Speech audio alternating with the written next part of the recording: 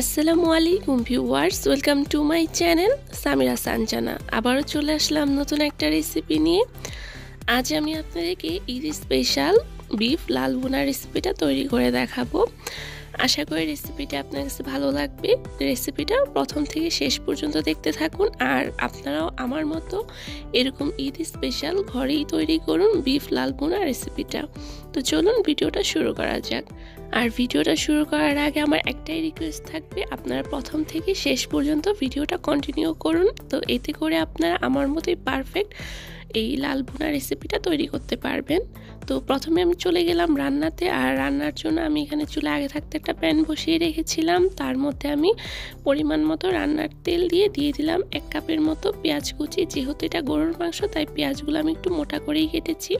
তারপরে দিয়ে দিলাম এখানে 4-5টা লং, 4-5টা এলাচ, 2টো তেজপাতা মাঝখান দিয়ে ছিঁড়ে, আর দিয়ে দিলাম 2 টুকরোর মতো দারচিনি। আরও দিয়ে দিলাম 1 টেবিল চামচ আদা বাটা, 1 টেবিল চামচ রসুন বাটা। তো এই সবগুলো উপকরণ আমি একসাথে ভেজে নিব, অর্থাৎ গরম মশলা আর আদা রসুনের মশলার যে গন্ধটা আছে, কাঁচা স্মেলটা আর কি, ওটা যাওয়া পর্যন্ত আমি এখানে ভেজে নিব। আর এখানে আমি এখন দিয়ে দিলাম ফাঁকি মশলা। এখানে আমি প্রথমে দিয়ে দিলাম 1 টেবিল চামচ লাল মরিচের গুঁড়া, 1 চা চামচের মতো হলুদের গুঁড়া, আর 1 চা চামচ জিরার গুঁড়া। তারপরে দিয়ে দিতেছি আবারও এখানে 1 চামচ সাদা গোলমরিচের গুঁড়া, 1 চা চামচ গরম মশলার গুঁড়া, আর 1 টেবিল চামচ ধনিয়ার গুঁড়া। দিয়ে দিলাম স্বাদ মতো লবণ। আর এর মাঝে আমি কিছু পরিমাণ গরম পানি অ্যাড করে দিয়েছিলাম, অর্থাৎ মশলাগুলো যাতে নিচে পুড়ে না যায় সেজন্য এখানে পানিটা অ্যাড করে দিয়েছি। আর এই পর্যায়ে সবগুলো মশলা একসাথে মিক্সড করে আমি ঢাকনা দিয়ে রেখে দিব কষানোর জন্য। তো ফিরে আসলাম 4-5 মিনিট পর, আর 4-5 মিনিট পরে কিন্তু আমার মশলাটা দেখুন একেবারে কষানো হয়ে গেছে। আর কষানো হয়ে গেছে এটা কিভাবে বুঝবেন, যখন দেখবেন এরকম মশলার উপরে তেল ভেসে উঠেছে ওই পর্যায়ে বুঝে নিতে হবে আপনার মশলাটা এখানে কষানো হয়ে গেছে। তারপরে এখানে আমি দিয়ে দিলাম আগে থাকতে ধুয়ে কেটে রাখা বিফ। আমি এখানে 1 কেজি পরিমাণ বিফ নিয়েছি, আপনারা বিফের পরিমাণ কমিয়ে বাড়িয়ে নিতে পারেন। তো এই পর্যায়ে মশলার সাথে বিফটাকে ভালোভাবে আমি মিক্সড করে নিতেছি। আর ভালোভাবে যে পর্যায়ে মিক্সড করা হয়ে যাবে ওই পর্যায়ে এটাকে আমি ঢাকনা দিয়ে মিডিয়াম আঁচে কষিয়ে নিব। আর কষিয়ে নেওয়ার জন্য আমি এখানে সময় নিয়েছি 10 থেকে 15 মিনিট। আর এই 10-15 মিনিট জাল করে নেওয়ার জন্য এখানে যে মিডিয়াম আঁচে আমি মাংসটা রেখেছিলাম ওই মাংসের গায়ের থেকেই পানি বের হবে। আপনারা দেখতেই পারতেছেন বেশ কিছুটা পানি বের হয়েছে মাংসের গায়ের থেকে। তো এই তো আমি আবার এটাকে ঢাকনা উল্টিয়ে এটাকে একটু নেড়ে চেড়ে নিয়েছি। তারপর আমি আবারও ঢাকনা দিয়ে রেখে দিতেছি, অর্থাৎ এই পানি দিয়ে আমি মাংসটাকে প্রায় 10-15 মিনিটের মতো কষিয়ে নিব। আর এতে করে মাংসটা অনেকটা সিদ্ধ হয়ে যাবে আর মাংসের কালারটাও চেঞ্জ হয়ে যাবে। তো এই তো 15 মিনিটের মতো আমি কষিয়ে নিয়েছি, আর দেখুন আপনারা ফাইনাল লুক। তো এই পর্যায়ে আমি এখন এটাকে পুরোপুরি রান্না করার জন্য পানি দিয়ে দিতেছি।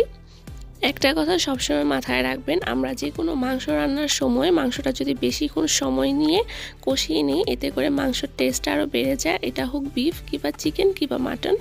তো এই তো এখন আমি এটাকে ঢাকনা দিয়ে রেখে দিব। ফিরে আসছি পুরোপুরি রান্না হওয়ার পরে। আর এই তো চলে আসলাম পুরোপুরি রান্না হওয়ার পরে, আর এরই মাঝে মাংসটা আমার রান্না করা হয়ে গেছে।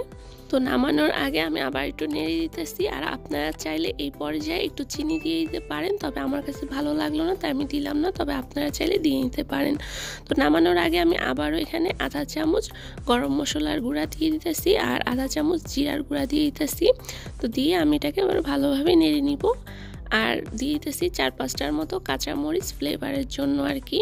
আর আপনারা যদি মাংসের কালারটা একদম লাল চান তাহলে আপনারা এখানে কাশ্মীরি রেড চিলিটা ব্যবহার করতে পারেন, তবে আমি এখানে ব্যবহার করলাম না কারণ আমার মাংসের কালারটা এমনিতেই লাল ছিল, আর সেটা আপনারা দেখেই বুঝতে পারতেছেন। তো এই তো এটাকে এখন আমি ভালোভাবে সব কিছু মিক্সড করে রেখে দিতেছি আরও 5-6 মিনিটের মতো। আর এই তো এরই মাঝে তৈরি হয়ে গেল আমার ভীষণ মজাদার, খুবই অল্প সময়ে অল্প কিছু উপকরণ দিয়ে ঘরোয়া স্টাইলে ঈদ স্পেশাল বিফ লাল ভুনা রেসিপিটা। আশা করি রেসিপিটি আপনার কাছে ভালো লেগেছে। রেসিপিটি আপনার কাছে ভালো লাগলে অবশ্যই বাসায় ট্রাই করবেন, আর আমাকে কমেন্ট করে জানাবেন আমার রেসিপিটি আপনার কাছে কেমন লেগেছে। রেসিপিটি ভালো লেগে থাকলে অবশ্যই ভিডিওতে একটি লাইক দিয়ে চ্যানেলটিকে সাবস্ক্রাইব করে আমার পাশেই থাকবেন এরকম সহজ সহজ আর মজার মজার রেসিপি দেখার জন্য। তো আজ এখানেই বিদায় নিচ্ছি, আল্লাহ হাফেজ।